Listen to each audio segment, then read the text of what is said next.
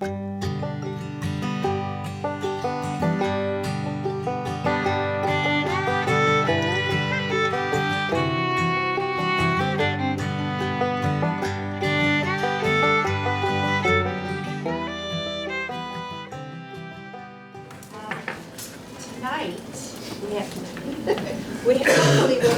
will have a whimsical perspective of a husband who wrote Gardening is Murder. With his mystery author Neal Sanders, through humor and unique insights, he will share his gardening experiences which stem not only from the passion of horticulture, but for the love of his spouse. Expect to receive valuable horticultural advice and witness the debunking of some amusingly bad advice. Hopefully this, and I know it will be entertaining and informative, filled with laughter and gardening anecdotes. Welcome.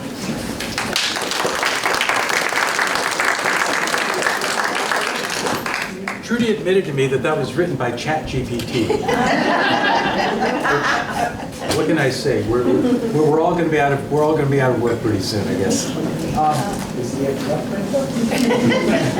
I see a number of males in the audience, and I have a question, and that's simply this: how many of you are members, and how many of you were dragged here kicking and screaming against your will and told this is the only way you're going to get dinner tonight? All right. Okay, several. And how many of you are guests and not members? Okay, so you were here, you have no idea what you're in for. That's true. Okay, in which case I'm going to apologize in advance. So, the program you're going to hear tonight, which I did an earlier version of this to the club back in like 2014 or something, which now seems like, a million years ago. The program is in fact called Gardening is Murder, and my name is Neal Sanders, so she got that part of it right. Let me, if I may, though, start with a word of caution before I actually launch into the presentation. As many times as I have given this now, I'm still somewhat mortified by the very first time that I gave it. It was to a group up on the North Shore called the Rangers of Marblehead. And it's a very august garden club up there, very, very powerful. And I had no idea how it was going to go over, so I just kept my looking at one person in the audience to see how she was reacting. It was a somewhat elderly lady, and at the beginning of the presentation, she had a pleasant neutral look on her face, but over the course of the evening, the look on her face went first from one of concern to, by the end of the evening, outright horror. And so, come on in, you're here right on time. Sit down in front, and I don't call on people who do that. Outright horror. And so, when the lights came back up, I went over to her and I said, please tell me what I did wrong. I don't ever want to do this to another audience again. And what she told me was this. She said, my late husband used to help me out in the garden. But all the time he was out there working alongside me, he never said a word. And my fear is that he was, no, don't turn off any more lights, please. They're all going to fall asleep. My fear is that he was thinking the things that you were saying up there. So let me offer you a word of relief, and that is that the views that you're going to hear expressed this evening are not necessarily those of every gardener's spouse. That for the most part, if he's out there and working alongside you, ain't that wonderful and marvelous? And if he isn't talking, then you're wondering, what is he really thinking? What he's really working about is Red Sox pitching, or the absence thereof. So anyway, a very brief word about myself. I spent 35 years out in the corporate world, and this is me in my wife's dreams. I spent 35 years out in the corporate world, but my gosh, back in 2005, I had the opportunity to walk away from it. I did not hesitate for a moment to do so. And the reason is something that I had always wanted to do, and that is I had always wanted to try my hand at writing. And so I took one of the this is me when I'm not photoshopped. When the time came, I set up beside one of the bedrooms in our home, and I turned it into my writing atelier. You can't hear me? Then come sit in the front row. I think I'm carrying pretty well, but can everybody else hear me? Yeah. Okay, fine. So I will do my best to talk in your direction, then, if that helps at all. So I turned into my writing studio, and I sat down to write the great American novel. My problem is I never got around to actually writing that book. And the reason I didn't is because I'm married to a gardener. Betty is here tonight, so I don't get to say all the stuff I normally say about her. But Betty is an uber gardener. She is a lifetime master gardener. She is a accomplished horticulturalist. She is, you've seen her on an episode of This Old House as a guest horticulturalist for that. And if I were to give just one more thing off of her curriculum vitae, back 4 years ago, the U.S. Department of Agriculture hired her to teach its Boston employees how to plant and maintain a vegetable garden, which speaks volumes about either what a terrific horticultural educator she is, or how we're spending our tax dollars, and I'm going to, you can decide which one of those is true with that. But anyway, I'm married to a gardener, and we've lived, I couldn't hold down a job to save my life, so we were constantly moving, and Betty has created some absolutely stunning gardens. And she is truly creative. She knows plants, she knows everything else, has in her mind what it is she wants to do.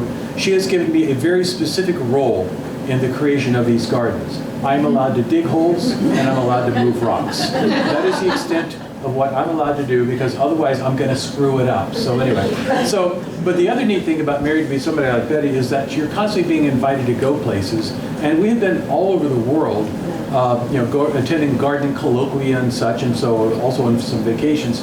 And one year, Betty was attending a colloquium being held at Hidcote Manor out in the Cotswolds. And of course, the Cotswolds are the epicenter of British gardening, and Britain is the epicenter of all European gardening, which is the center of the world gardens.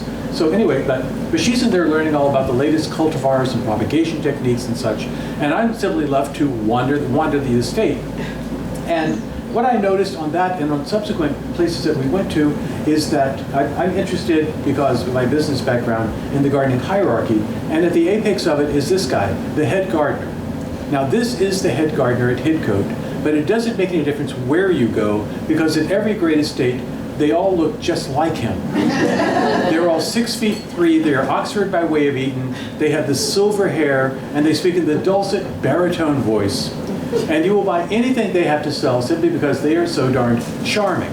But he doesn't do the work on the estate. Instead, he has undergardeners. And the undergardeners are out there digging the holes and moving the rocks. But the neat thing is that what I heard first at Hidcote and other places is that the head gardener would actually approach one of the undergardeners and would ask him for advice or his view on something.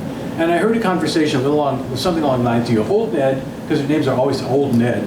I'm thinking about grubbing out the hedgerows in the south 40 hectares. What do you think of that idea? Old Ned strokes his beard, because he always has a beard. He says, well, sir, that's a fascinating idea. But back during the great storms of '53, back when you were still in knee breeches, and our neighbors' estates were being washed down into the next county by the storms of that season, our estate held firm, and it was because of those hedgerows. So I checked back. The hedgerows remained. And I said, oh my gosh, who is this guy? Who is this undergardener who the head gardener actually listens to? And I ask, and I keep asking until finally someone says, oh, he's the principal undergardener. The principal undergardener, of course. Well, I came back from that trip, got myself some shirts made. Okay.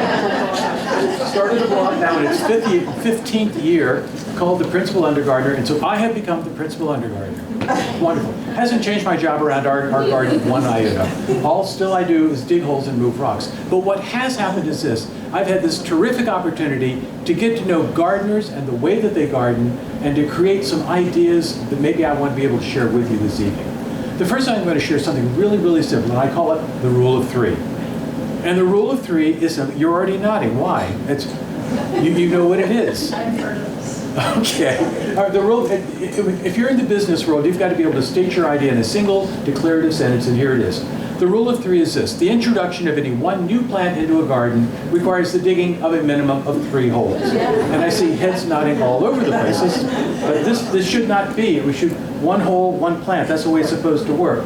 Well, we live in Medfield, Massachusetts, and this is now actually our former home, but it was an absolutely incredible garden and marvelous in every regard, and Betty was the genius behind it. And we moved into that house in 1999, and by 2005, there was no place to put anything new in the garden. But it never stopped Betty from going out and buying new stuff. You're nodding your head. You do see this, yes? Okay, fine. And so it never stopped her from going out and buying new plants. So one year she went out and she was reading up and she found out all about Itea Little Henry. Now, how many of the people in the room know Itea?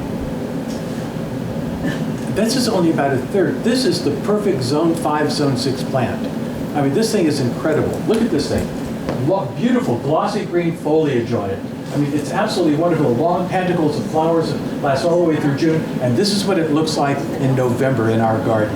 Absolutely stunning. It is wonderful. And the leaves will stay on the plant right into December, and they provide you a little bit of winter interest along the way.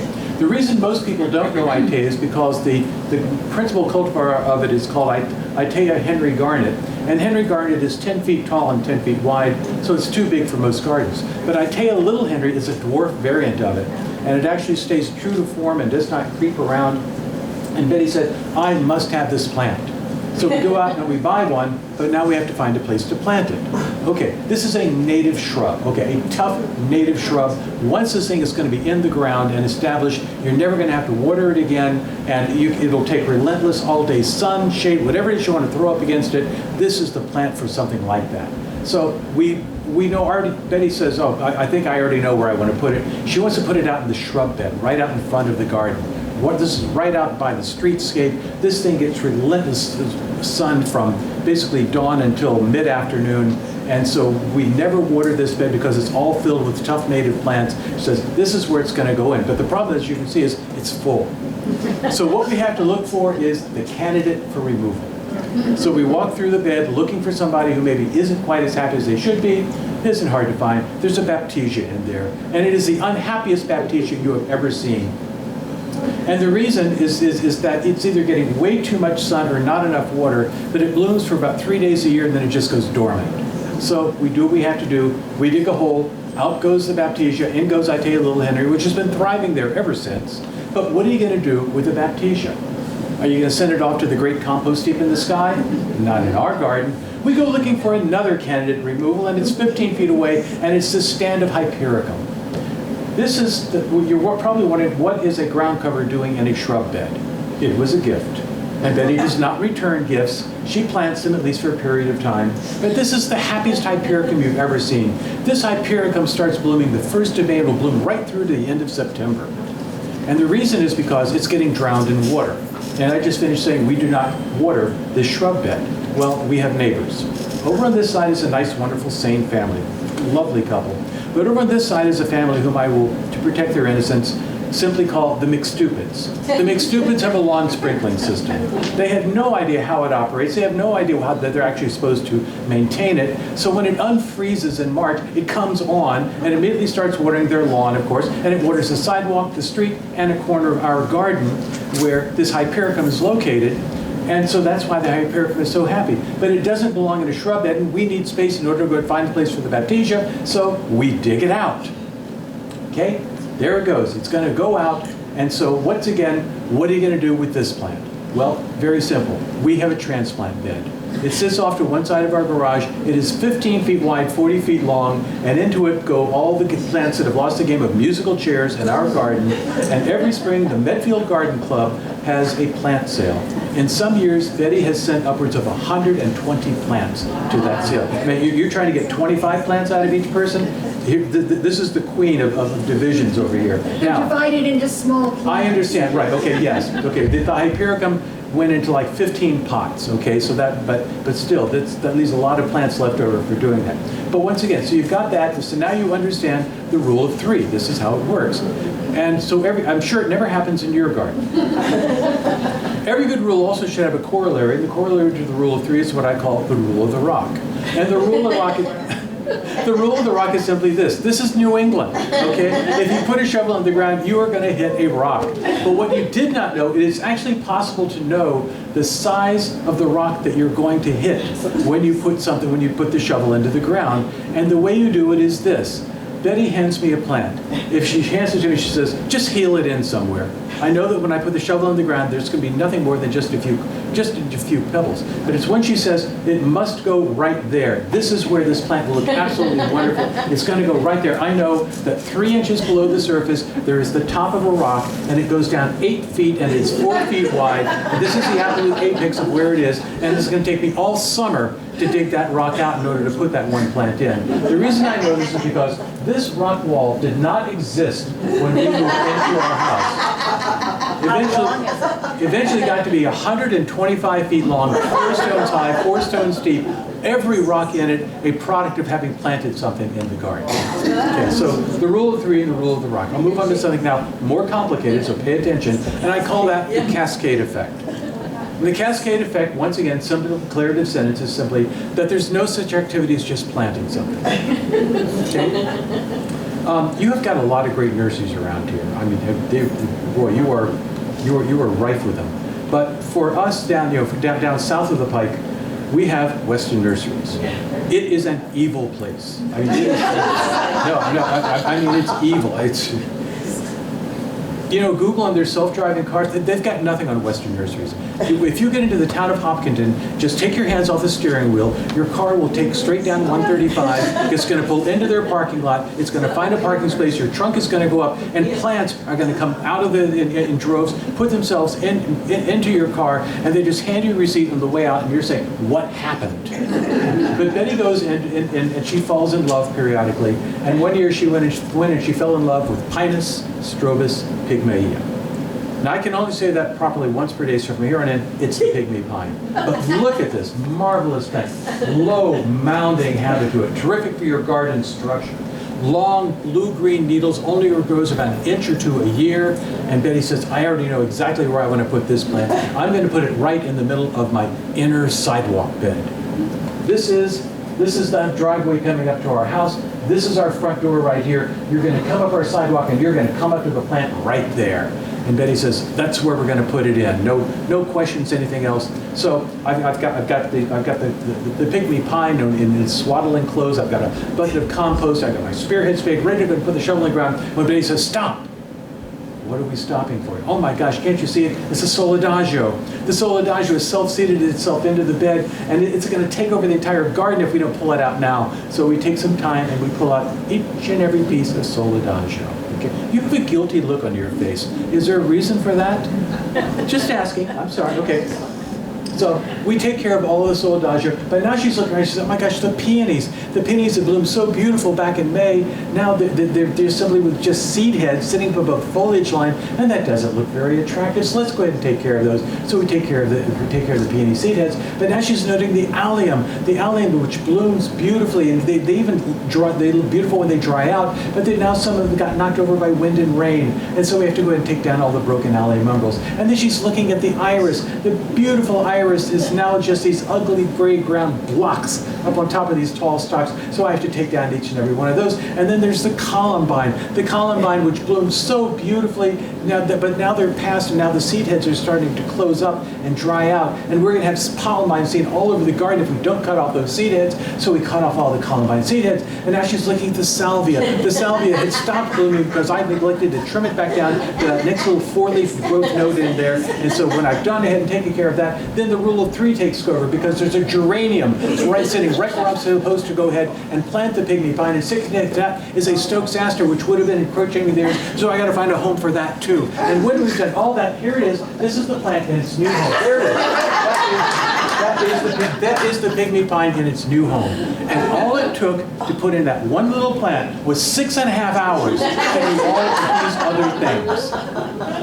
You have your arms crossed. Are you saying, it never happened to me? No, I'm too smart to get involved with that. Happens occasionally. Okay, fine. So, all right. In which case, I'll shift gears, having gotten a confession out of one person. For just by a show of hands, how many of you, when you need advice, go onto the internet to look for gardening information? Now, the rest of you, why are you lying? I mean, we all know the internet. It's internet gardening advice. Oh my gosh. There's only one problem with information with the internet gardening advice. And the problem with internet gardening advice is Google. And the problem with Google is that Google does not know the difference between good advice and bad advice. All it has is simply an algorithm in order to go ahead and decide which is the most popular device, and therefore that must be the correct advice. Remember last summer when it would not stop raining? Remember June, July, and August? In Medfield, we got 22 inches of rain in 3 months. And because April, May, and June were banner months for rain, July turned out to be a banner month for slugs. All right, the ugh, from right back over there. Okay, Arions distinctus. I'm going to give you some fascinating slug facts. I'm going to turn your head around on this. Okay, don't laugh at me. It's quite so loud. Fascinating slug facts. First, slugs are hermaphrodites. They don't need Tinder, they don't need singles bars. Any two slugs can just go out and just bump into one another and then play rock, scissors, paper for the right to go ahead and lay a couple hundred eggs in your garden. Second, slug eggs will persist in your soil for years. If you have a slug infestation this year and it's looking to be pretty wet, then what you do is in this October, take off the top 1/4 inch of either soil or mulch and bag it up and send it off to the transfer station because it has eggs in it. They will come back the next year. Third, slug eggs look just like osmocote. You don't believe me? Here's osmocote and these are slug eggs. The reason I know this is because I've got a very good friend. Her name is Mary Arnberg. Mary is the hosta queen of the universe. Mary has 3,000 varieties of hosta in her garden. And that June, she was out walking her garden saying, wow, the osmocote that I put down in April has lasted an exceptionally long time. I must be doing something right. 2 weeks later, the osmocote began patching, and you could hear screams for 5 towns around where she lives. So anyway, and finally, slugs are cannibals. When slugs run out of other things to eat, they turn around and look at one another and say appetizers and lunch. Well, we had a slug infestation. Boy, did we have a slug infestation. And so I did what every good husband does. I went straight down to the big box store, get my cart out, and I'm pushing through the aisles, and I find this enormous box of things that says, kill slugs fast. I put it into the cart, and I'm pushing it up to the front of the store to pay for it. Betty is walking alongside me, and I should have added, in addition to everything else on her CV, Betty is a degree in physical organic chemistry from Rensselaer Polytechnic Institute. She picks up the box, turns it over, and says, metaldehyde and methiocarbs? That's what they're using to kill slugs? These are serious poisons. And we have little dogs and cats and other furry creatures that run through our garden and are happy there, and they're going to stop and lick their paws, and they're going to get this, and they're going to get sick, and they're going to die. And so she is over throttling the store manager for even carrying a product like this. And I'm saying, what about the slugs? So we go home, we go on the internet, and I type on how to kill slugs on plants. And she's at 5,070,000 results in a 1/4 of a second. Ain't technology wonderful? But what do you do with 5,070,000 results? There's only one thing you can do. You hit the I feel lucky button. And when you hit the I feel lucky button, the first thing that comes up is slugs will not go over lava rock. Absolutely true. Slugs have little tender underbellies. Lava rock has razor sharp crevices all over it. And when the slugs go over, it just slices them open. You hear their life forces open. You hear them crying out the night, medic, come rescue me, all this stuff. And I'm saying, wow, what terrific advice. How many active volcanoes are there in Massachusetts? That's the problem. That's the rub in all of this. This is, in fact, terrific advice in Hawaii. But around here, maybe not so good. But I figure if this is #1 in the Google results, why don't I just bring enough lava rock in order to do our garden? So we go ahead and I price it out. To do a 2-acre garden would be roughly equal to the gross national product of Costa Rica. So we're not going to be doing that anytime soon. I need something a little more cost efficient. So I go back on the internet. #2 on the result is slugs dryer land. The two do not get together. Slugs live in mortal fear of dryer lint. The reason is because dryer lint, they come out, they move along in their ocean of ooze, they encounter the dryer lint, it swells up, they say, help, I can't move forward or backwards to one another. But the websites that promote the use of dryer land also say what you want to do is you want to add 4 ounces of vinegar to your final rinse. If you do that, no, now you're introducing acetic acid into the mix. And what that means is when the slugs come along and they encounter the dryer land, now they're getting the acetic acid and it's burning up their bodies and torturing them. So I'm saying, wait, I want the slugs to go away. I mean no ill will. I just don't want you in my garden. But then I start thinking, how many loads of laundry am I going to have to do in order to get enough dryer land to do a 2-acre garden? And do I really want my clothes smelling like a garden salad? So maybe this isn't such great advice after all. So I go back on the internet and I find all about quackgrass. Quackgrass, oh, this is absolutely incredible. Quackgrass contains a neurotoxin. And when slugs encounter the neurotoxin in the quackgrass, they just roll over and die. And this is such prevalent advice on the internet. Please feel free to Google this along with me. There are even recipes out there for quackgrass cake. Okay? Take corn bran, powdered milk, cornstarch, beer. Got to have beer involved with this. And so put it all together, run it through your meat grinder into pelletized form, spread it out all over your garden. The slugs go in, they will ingest it, and then say bye-bye. You're never going to see them again. Say absolutely terrific. Well, anyway, Betty had been gone at an overnight conference, and she came back the next morning and she found me in the kitchen with the meat grinder and 4 cases of beer. And she says, "What are we doing?" And I explained to her, I showed her the website, and she says, I'm having a senior moment here, but back when we used to live in Virginia, what was that stuff we couldn't get out of our garden? Quackgrass. This is one of the most invasive plants on the face of the earth. Once you get quackgrass into your garden, nothing short of a low-yield thermonuclear explosion is required to get it out of your garden. You do not want to follow this advice under any circumstances, but because it includes beer, that's why it's so popular on the internet. Well, I go back on the internet looking for better things. I find out all about Rhode Island Reds. Turns out, no, for a Rhode Island Red, it's like Sunday brunch in your favorite restaurant for them. But it doesn't make clear, do I have a single Rhode Island Red that I pick the slugs off one at a time and carry them over, or am I supposed to go ahead and get a whole flock of Rhode Island Reds and let them just run rampant through the garden? Well, it didn't make any difference because when I went before the select board, they said, no chickens in Medfield, we're an upscale town. So, I know, I felt exactly the same way. So, back on the internet I go and I find out about wormwood tea. Oh my gosh, wormwood tea. This is absolutely incredible stuff. The slugs ingest that, they act a little weird, but they eventually die. And you're saying, this sounds really, really neat. And you can make wormwood tea out of Artemisia. If you have a spare plant in your garden, or 2 or 3, just take it out, cut it up, cut off all the branches, just throw it all into a pot, spray it out all over your garden. The slugs will come in, they will act weird, and then they will die. I'm saying, this sounds really, really neat. I think I finally found it. Well, I've got a big pot of this stuff boiling on the stove, and all the time I'm doing that, it keeps coming back to me. Wormwood tea, I've heard that name somewhere before, and I just knock it still until finally it hits me. That art appreciation course I took. Absinthe.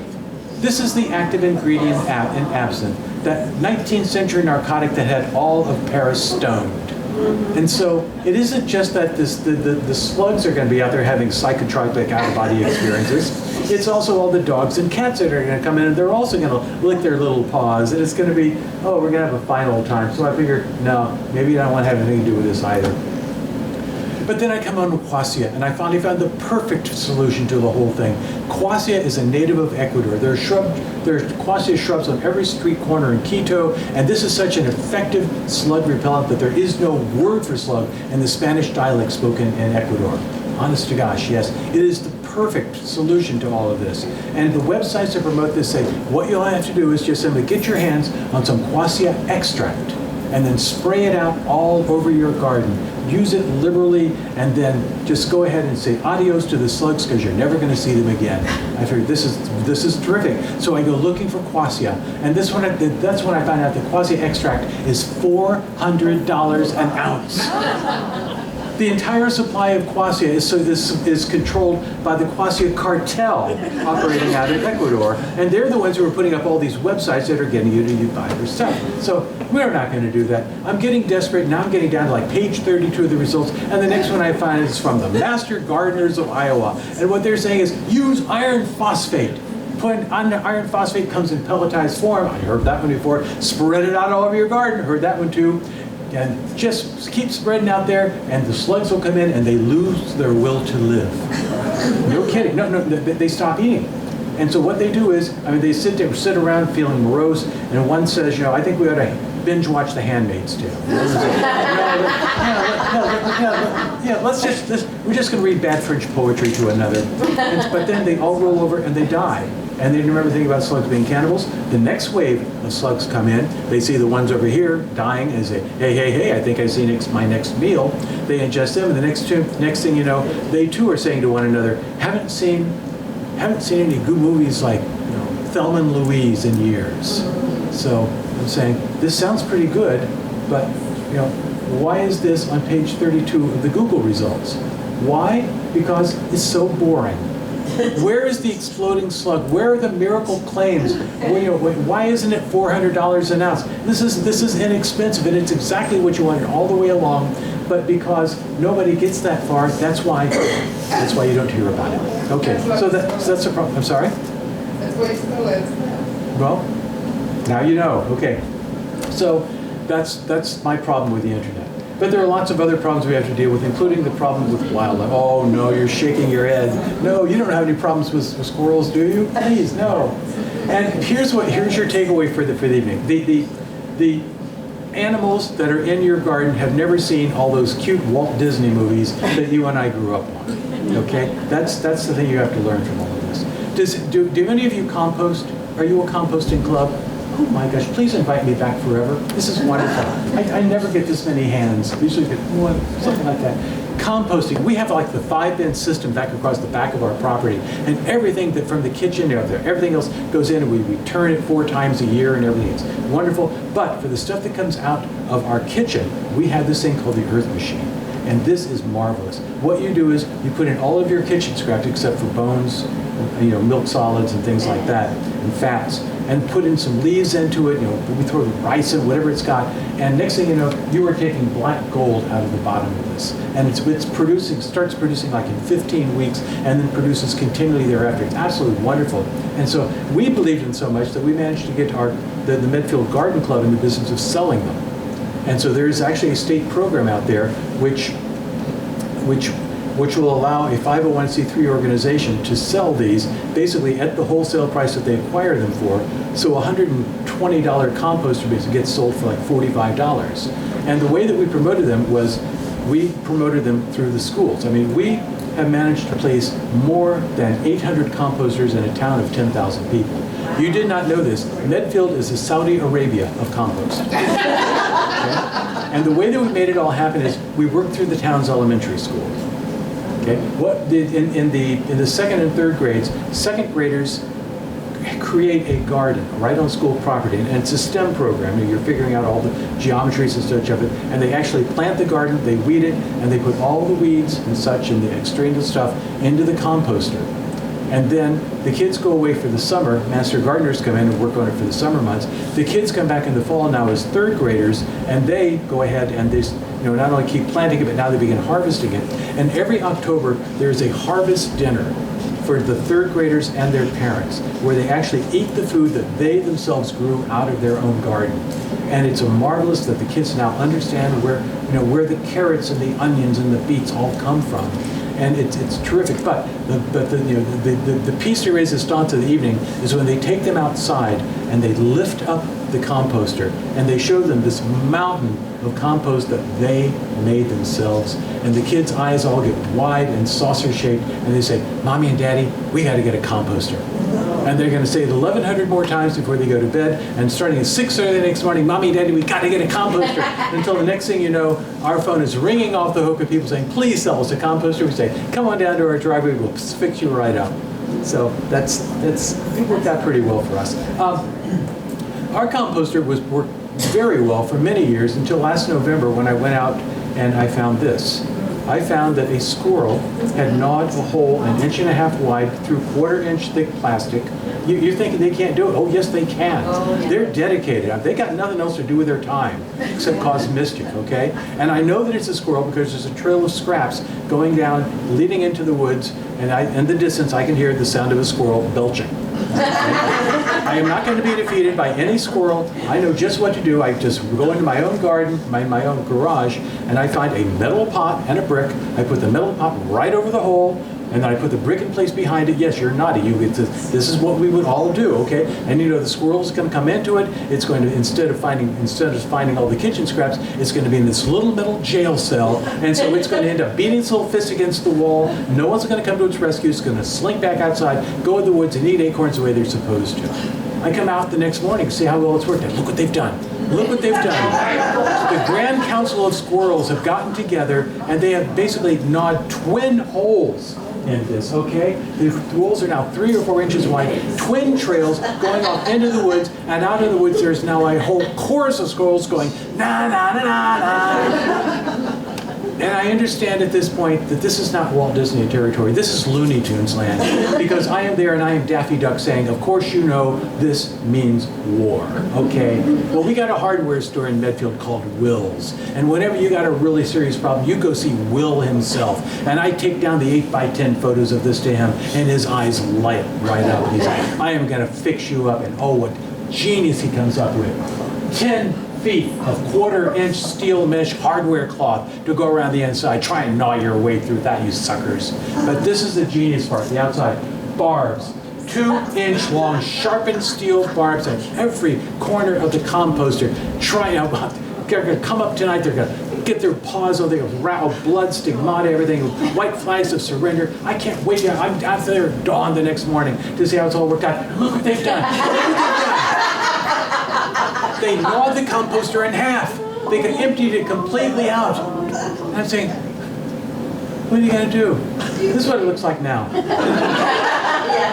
I had a hard deadline of March 1st to go ahead and get this thing taken apart, emptied, replaced, whatever, and I can still put stuff into it. I just have no idea how I'll ever get it out of again. But that's the problem with wildlife. They don't know how they are supposed to behave, so they do whatever they darned well please. All right.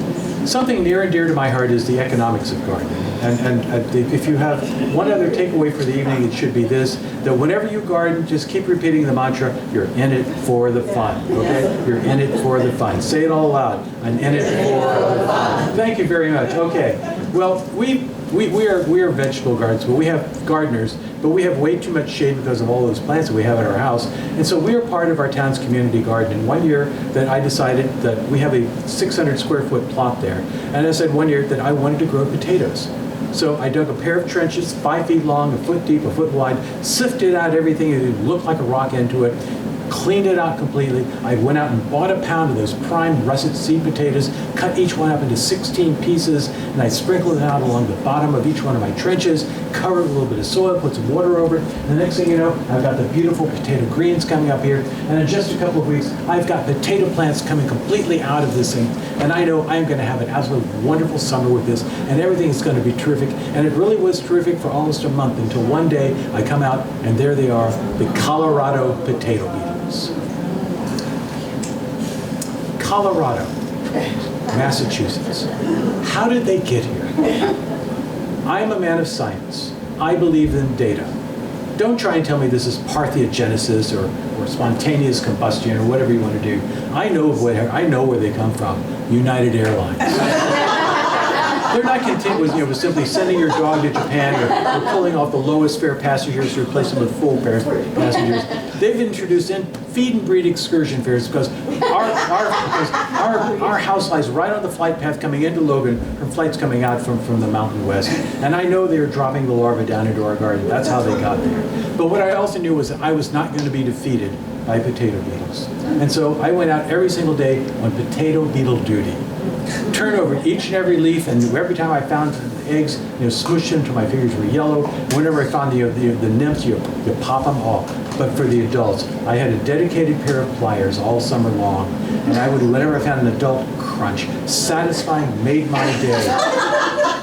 Took 2 months, but finally I got ahead of them, and so by the middle of September, when I'm going out to go ahead and harvest, there are no longer any potato beetles out there, and so I harvested my crop. And I got 20 pounds of the most beautiful potatoes I had ever seen in my life. And I cleaned them all up and washed them in the garden, and I figured, it isn't just out here. We have this beautiful antique garden truck this beautiful wooden basket. So I bring that down to the garden and I array all of them in there. I wash them one more time, polish them, and I take them home in order to go ahead and show Betty just what all I had managed to do with all of this. And I found Betty at the kitchen table, and she had the market basket flyer sitting out in front of her. And so she looks down at the potatoes and nods, and I look at the table, and what you're supposed to do is you're supposed to say, I'm in it for the fun, okay? But no, 35 years in the business world, I did what I had to do. I did a spreadsheet. 20 minutes per day on potato meal duty for 60 days, 1,200 man minutes, that's 20 man hours. I wonder what the value of my labor is. That would work out to be, I'm sorry, I forgot the cost of the seed potatoes that I purchased. So it isn't what I did for $3.98 worth of potatoes, it's what I did for $2.73 worth of potatoes. Read them and weep.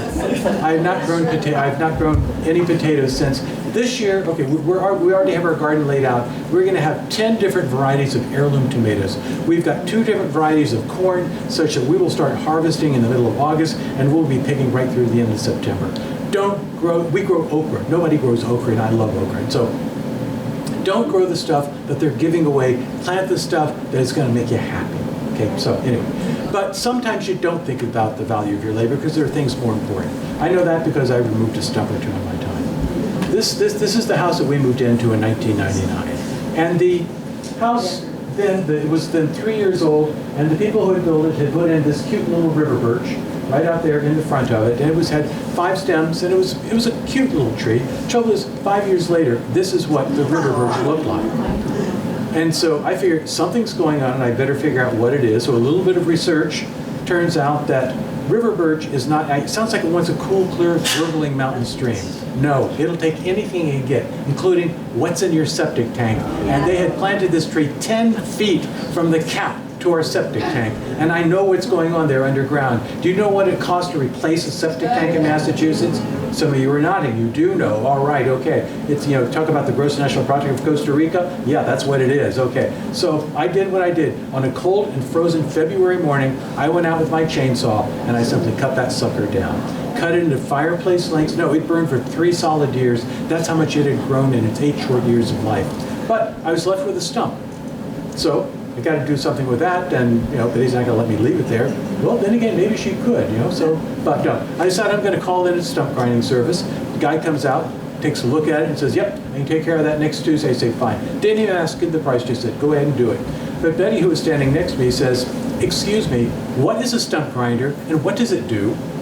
She says, well, it's a machine, okay? It's a grinding wheel. You put it over the stump, and each of the things going out from it, and it grinds them into dust. And Betty says, this is where I have every prized plant in this entire garden, and you intend to reduce all of them to simply, to wood meal in order to get rid of this stump.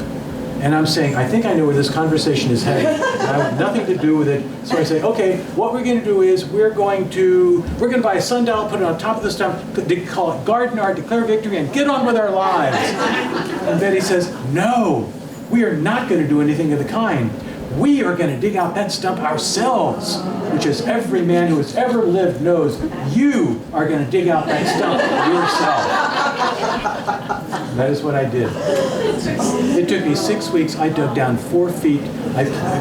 Betty and I pulled out all of the precious plants and put them into pots. My job was to take them in and out of the garage every day that it was sunny.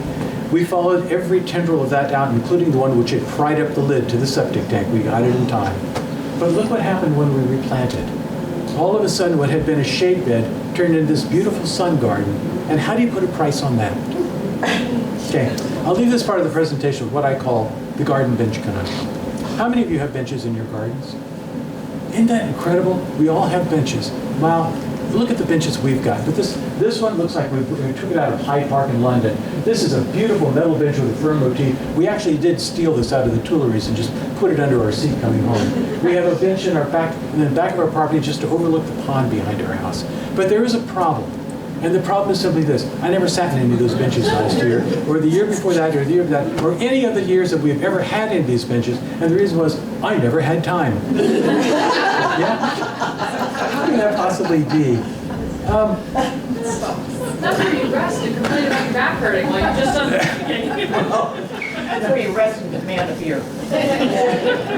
But I figure it's just me, okay? I mean, well, it turns out I got a friend down in Falmouth. His name's Paul Muskowski, and Paul is a Gunzelmacher landscaper to the stars. If you're a landscaper, you know him because, if you're a master gardener, you know him because every year he invites all the master gardeners from the Boston area down to his garden in Falmouth. And he shows off what he's been doing and exchanges ideas and tries to get people to work for him for free and lectures. But he also provides a really great lunch. And so what he has done in his backyard, he has a drumlet back there. He has carved a water course down it, and at the bottom it falls into an 11-foot waterfall. But along the side, he has put in all of these seating areas so that a family can go out and can enjoy their dinner out looking at the waterfall. So I'm standing with Paul up on his deck and looking back and saying, Paul, when you come home at night, how do you decide which one of these places you want to have your dinner in? And Paul looks at me like I have lobsters coming out of my ears. He says, Neal, you don't understand. I'm driving a Bobcat from sunrise until a half an hour after sunset. I'm trying to communicate with a crew that speaks no known language on the face of the earth. And you're asking me where I want to have my dinner tonight? No, I want to get something tall and cold and alcoholic. And I just want to go ahead and just put on whatever sports team is on there and just veg out for the rest of the evening. And I'm saying, oh my gosh, so I'm not alone in all of this. So what are the benches there for? Whatever you please don't tell me that they're visual destination points. I don't think you can stand that. Are they there for that tantalizing someday? 5 decades and I've never sat in any of those benches. Are they there so that other people can enjoy it? I thought I would never get the answer to the question, but I did. Part of my misspent retirement was that for the Massachusetts Horticultural Society, I was the chairman of Blooms. I was responsible for all the Hort Society's activities at the Boston Flower and Garden Show for 3 years. And my swan song was that was my last year of it. We had a 1,200 square foot exhibit, all put together by volunteers, and absolutely incredible exhibit. But all these years, when I've been looking at other people's exhibits, every time you're sitting here leaning on a fence and you're looking inside of the garden, and I wanted to be able to bring people into the garden in a way that they didn't trample it. So I said, what I need to have is, I need somebody to give me a trellis. And beneath that trellis, around that trellis, I'm going to put in 1,000 tulips and daffodils. And what I need for that is a bench. Because if I put that bench in there, I can invite them to sit down, and I can give them the elevator pitch to go join Mass Hort. And so I went ahead, and where did we just happen to have a bench? The same one that had been sitting our side yard all summer long, unsat in. We'd since put it away into, under our porch. We pull it out, we drag it in, drive it into Boston, drag it into Seaport, put it right there under this, did in fact surround it with 1,000 tulips and daffodils. And so the show drew 110,000 people, and more than a third of them came and sat in our bench in order to have the souvenir picture of them taken at the show and to have us saying, $35 is all it takes to join. And so, absolutely wonderful. So if the benches are there so that other people can enjoy them, so what? It just works just fine with me. Okay. I'll switch gears for just a moment and talk about the fact that gardening is a mystery. Yes, you see this table set up over here. This is how I failed retirement. I did not get a gentleman's C. This is it 15 books that I have written since first one came out in 2008, and if I tried to tell you about each and every one of them, you're saying, well, it's time for me to go here. But what I would like to do is I'd like to tell you about just one of the books. And since you're a garden club, I'm going to tell you about a book called The Garden Club Gang. Every time I write a book, you've got to start with an aha moment. And the Garden Club Gang is a story about 4 women of a certain age who all happen to be members of the same garden club, who are going to go off and do something which is way outside their comfort zone. The aha moment for the Garden Club Gang, when Betty came home from a meeting of the Medfield Garden Club and said, "You would not believe what I heard this morning." I said, "Sit down and tell me all about it." And so she told me the darndest story I'd ever heard about a member of the club, age 71, who has a daughter who lives in California, a couple of grandkids out there. The daughter's just finished taking fresh photos of the grandkids, has emailed them back to Grandma, who does not have a printer at home. So she ships them over to the local drugstore to be printed out, for 15, 19 cents each. Okay? Well, she goes over the next morning in order to pick up her prints. On a Sunday morning, walks up to the counter where there are a pair of teenage boys. And she says, "I would like to pick up my prints." The boys look at one another and say, I haven't turned on the printer yet. Got to come back later. I'll come back in a few minutes. Yeah, this is what I think of teenage boys. So she does, in fact, wander the store for a few minutes, and then she comes back, and she's trying to get their attention. But now she cannot get their attention because the boys' attention is elsewhere. Specifically, it is focused down aisle 2, where one of their classmates is stooped over looking at cosmetics, and they are entranced as only a pair of teenage boys can be. And when she says, I want to pick up my printer, oh, they're not ready yet, she can darn well see printer coming out of there. So she comes back 5 minutes later, and then 10 minutes later, still have nothing to do with her, and she gets angry. And so she simply walks over to the printer, flips over the prints, finds that her one of the first ones that came out, finds the 6 prints that she was looking for, puts them in one of the plastic sleeves, and thinks briefly about going over and forcing payment on these boys, and instead thinks to herself, if this store is going to hire oafish children to manage it, they must be made to pay the price. And so she walked out of the store with $1.98 worth of prints. I heard that story, and I immediately called the woman. I said, I want to take you out to lunch because there's a question I'm going to ask you. I took her to lunch. She recounted the story exactly the way Betty had told it to me. So I asked her the question, how on earth did you think you were going to get away with this? And she looks at me like I was born yesterday. And she says, you don't understand. I'm invisible. You're invisible. And that's when it comes to me, that Doris Lessing quote. When you're young, you're on a pedestal for all the world to see and admire, that as you age, you fade from view, and in your late years, you're invisible to the world, and you should use it to your advantage. So I think I've got an idea for a book. Sometimes the aha moments come in pairs because not 2 weeks later, Betty's designing up at the Topsfield Fair. And so this is her curly hair era. And so I drive her up there, and you know, she gets out her flowers, and I pull up a seat beside her. This is 6:30 in the morning, you have to understand. And so I'm sitting there, and Betty says, what are you doing here? I said, I'm your driver. She says, well, get out of my sight, you're bothering me. Go stand outside. Well trained, I guess. So I go outside, and I stand outside. And this is me, this is where I'm standing. This is the Flowers Building at the Topsfield Fair. And this is the Administration Building at the Topsfield Fair. And this is the fair's main entrance. And then the incredible tight little triangle of things going on. And then the incredible thing happens, a truck pulls in to the main gate, pulls around, parks in front of the Administration Building. 2 big burly guys go out of the truck, go into the Administration Building, and 45 seconds later come out with a huge saddlebags, throw them into the truck and drive away. And I'm saying, they are carrying the fair's daily gate. And that's when it dawns on me, the fairs are the last bastion of the cash economy. Everybody else will get our debit cards and credit cards. You don't think twice about ever paying cash for anything. But when you go to a fair, you peel off $20 bills. And so I've got an idea for a book. So it's going to require, the Topsfield Fair became the Brookfield Fair, but believe me, the two were one and the same. And so what's going to happen is 4 women of a certain age are going to get together, and they're going to knock over the daily gate of the fair. Okay? But everything doesn't quite go the way it's supposed to. They've got a perfect plan in mind. Okay, they're going to do it in broad daylight in front of 15,000 people with no clues behind it, nobody gets hurt. But again, there's a problem. The first thing is that they pull this off on a Sunday afternoon in August. And if you know anything about the world of journalism, Sunday is the slowest news day of the week, and August is the slowest news month of the year. So the next day, instead of being 2 paragraphs in the local paper, this is news all over New England. Every website is carrying, every TV station, every newspaper has front page news because nothing else happened on that Sunday. So that's the first problem. There's a little bit too, there's front page news, and so it isn't just the local police are after it, the state police want to get in on this too, because they want to get some of the headlines.